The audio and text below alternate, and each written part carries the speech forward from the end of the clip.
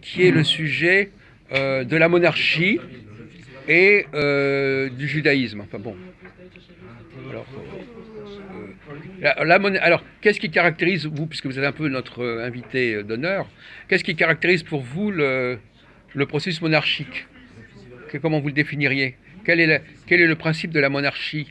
Qu'est-ce qui fait, quand on accepte la monarchie, ça veut dire quoi? Qu'on accepte quoi? C'est centraliste du pouvoir, en fait. Non, mais la monarchie, c'est aussi la royauté. Oui, après, c'est plus une forme, en réalité, tout ça, mais les monarchies, c'est un centralisme, je dirais, du pouvoir, c'est-à-dire que le pouvoir est réparti sur un seul Oui. pôle. Donc ça peut être un roi, après, c'est une question de forme. Ah oui, d'accord. Voilà. Oui, on peut dire ça comme ça. Oui. Il est parti. L'URSS, bon, il y avait une forme de monarchie. Oui, c'est le nouveau tsar. Le tsar, et le président du conseil, en fait, était après sa mort. Oui. Oui, mais c'est quand même pas le même principe. Dans un cas, le tsar, lui, il descend d'une dynastie. Non, mais c'est pas la même. Moralement, c'est pas le même principe. C'est pas du tout le même principe. Vous êtes d'accord avec moi? C'est pas le même. Le président public, quelle que soit sa légitimité, il n'aura pas la même légitimité qu'un roi de France. Non.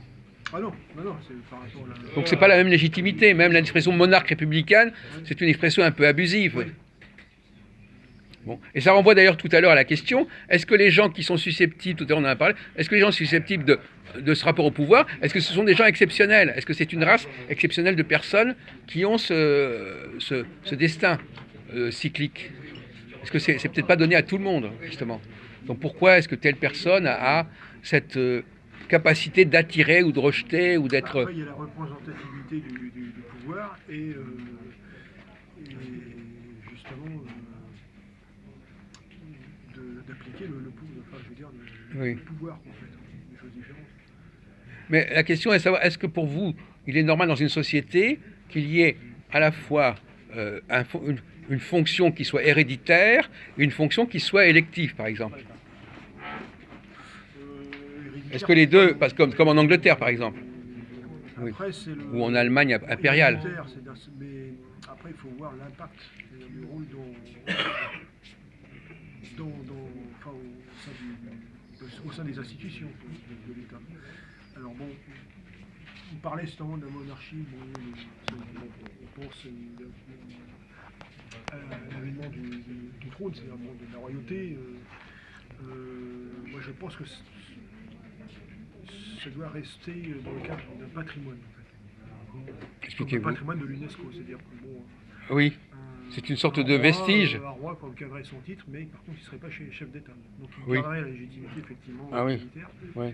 Mais comme la reine d'Angleterre, d'ailleurs, je crois, le titre de personne, je crois, physique de l'UNESCO est reconnu Ah oui. comme un patrimoine de l'UNESCO. D'accord. Donc, oui, je ne serais pas, défavorable. Mais à votre avis, ça apporte quoi qu'est-ce que ça représente, cette idée d'avoir un principe comme ça héréditaire? Quelle est la valeur que ça sous-tend? Est-ce qu'on a besoin de ce principe? En France, par exemple, on s'en passe actuellement, plus ou moins. Oui. Bien qu'il y ait des royalistes qui soient là. Comme ça disait le château de Versailles, on le garde, effectivement. Oui. Bon, comme en Suède d'ailleurs, je crois qu'il y a un roi, mais d'ailleurs, il n'est pas je crois que c'est le président du Parlement, qui a le rôle, qui a le titre de chef d'État. Oui. D'accord. Donc il n'est même pas chef d'État. Oui. Il n'est même pas chef d'État. D'accord. Mais à votre avis, on en avait parlé tout à l'heure avec Moi, Valentin. Je suis pas favorable, effectivement, de la fonction omnipotente du chef d'État.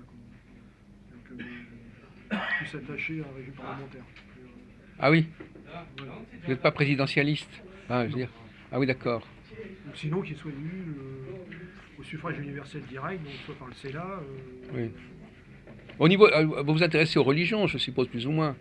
Il y a des religions qui sont plus marquées par l'hérédité que d'autres. Oui.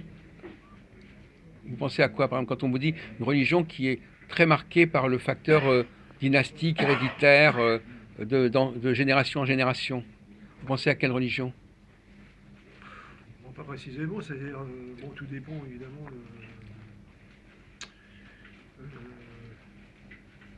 des us et coutumes du pays, c'est-à-dire, bon, c'est vrai que, par exemple, on prend le code de nationalité, par exemple, selon le droit du jus sanguinis, ça le droit du sang, Oui. il y a une forme d'hérédité, c'est-à-dire que Ah oui. Certains pays, bon, certaines religions l'appliquent, tout dépend, bon, après son interprétation, hein, des notions des religions. Par exemple, si on distingue les juifs et les chrétiens, est-ce qu'ils ont le même principe de- d'appartenance? Bah, ils avaient à un moment donné, enfin, chez les catholiques, un retour, c'est d'appartenance héréditaire par le sang, enfin je veux dire, cette appartenance du groupe qu'on retrouvait. Jusqu'à présent, on a toujours parlé des droits du sang pour la Oui, nation, mais pas pour la religion, généralement. Est-ce qu'on parle d'un droit héréditaire au niveau religieux, monsieur Béziot? Bah, je veux dire, à part dans le judaïsme où pour être juif il faut être né d'une mère juive, voilà, Oui, où il y a donc la question du sang. Je connais pas d'autres oui.